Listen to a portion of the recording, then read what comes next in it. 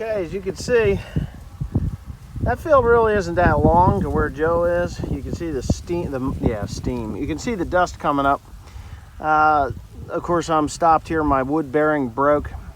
I've got 2 more blocks. I think I'm going to modify this just a little bit, and you know, we'll go from there.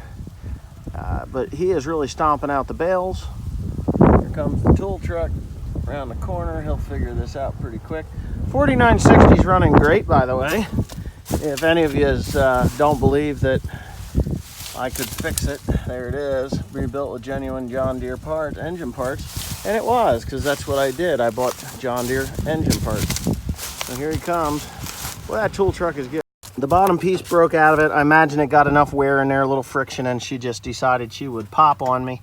I do have 2 blocks. I think they're up here.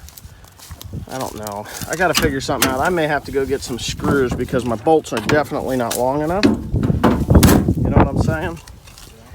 Let's get this thing down. Yeah. So what I can do is actually, well, I don't know if I can do that. I need to figure out how in the hell I can do this without making too big of a mess. You know what I need is ready bolt or threaded rod. I need threaded rod. Why the hell, I got this thing 16 different ways from Sunday and I still can't get it to line up. And I know I cut them correctly. Yeah, pretty close. Well, whatever, we're gonna have to figure something out, all right? I think I'm going to turn it so that it's like this instead, because it broke the green out that way. I had it set the wrong way, I guess. There's pry bars in there. Get the pry bars out. You're going to need to get the impact gun and other things.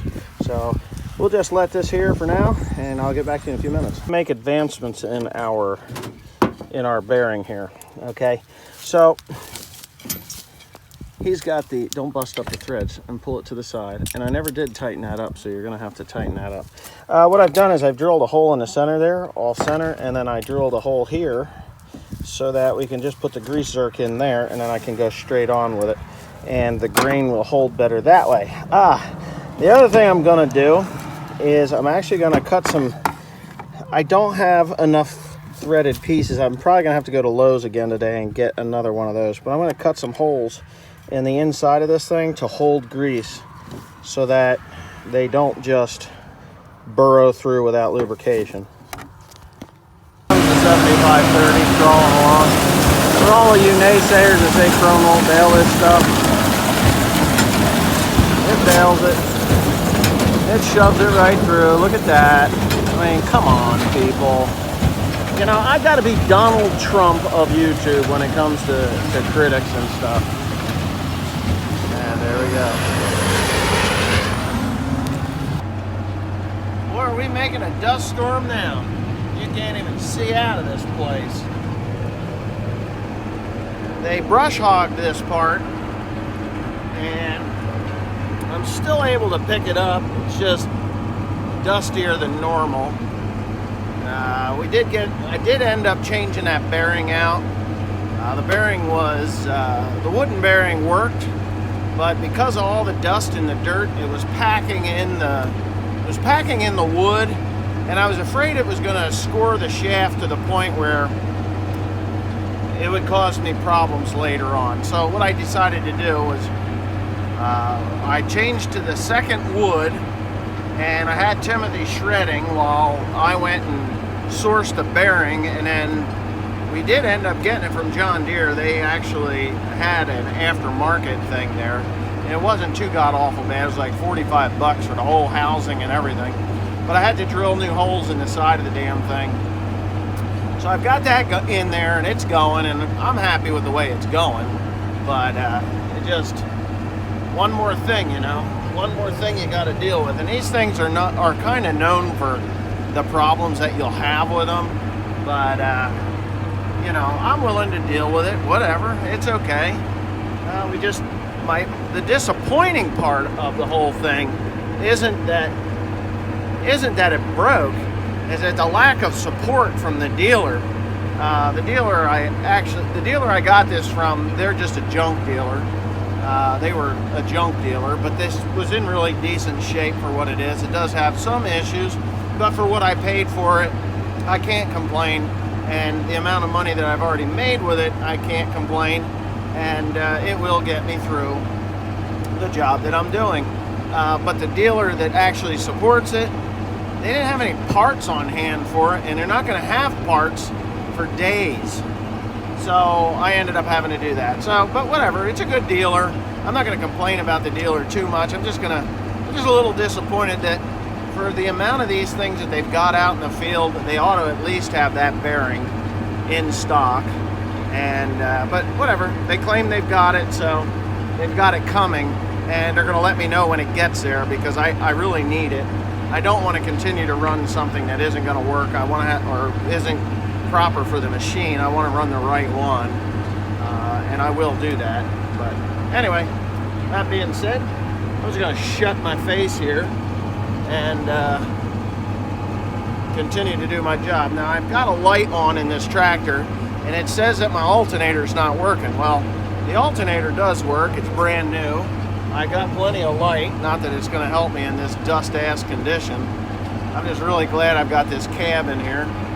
And I'm not running an open station. That would just suck to no end. I wouldn't do it. To be honest with you, I wouldn't do it at all. But I'll have a shower tonight. And Teresa was here for a couple of days, and she went home. She's actually home now.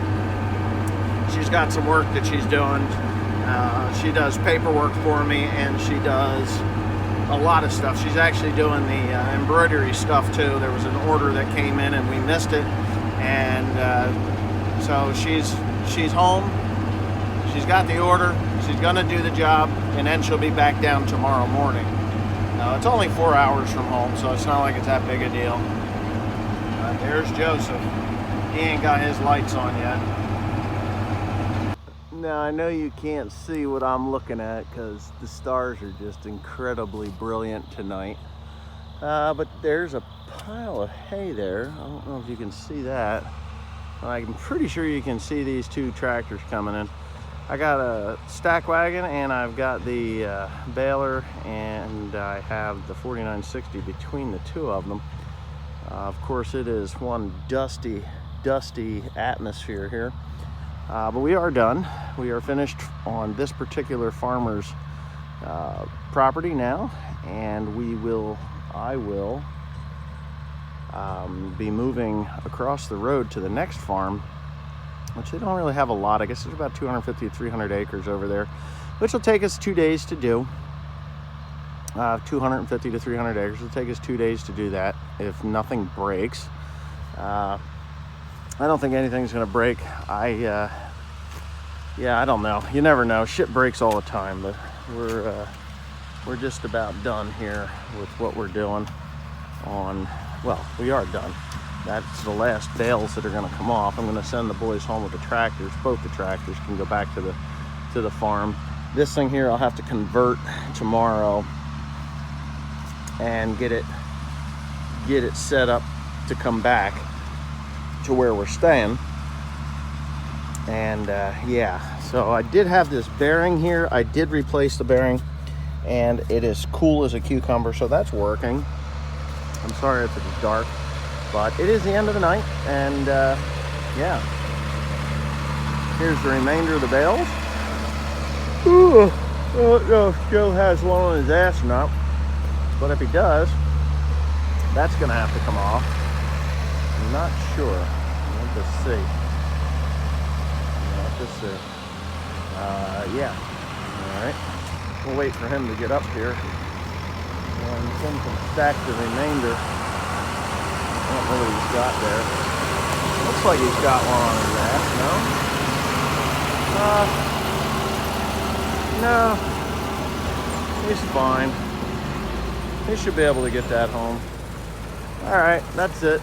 Good night, and good night, and good night. I'll figure this one out. Okay, so I'm completing my piles here for this particular farmer.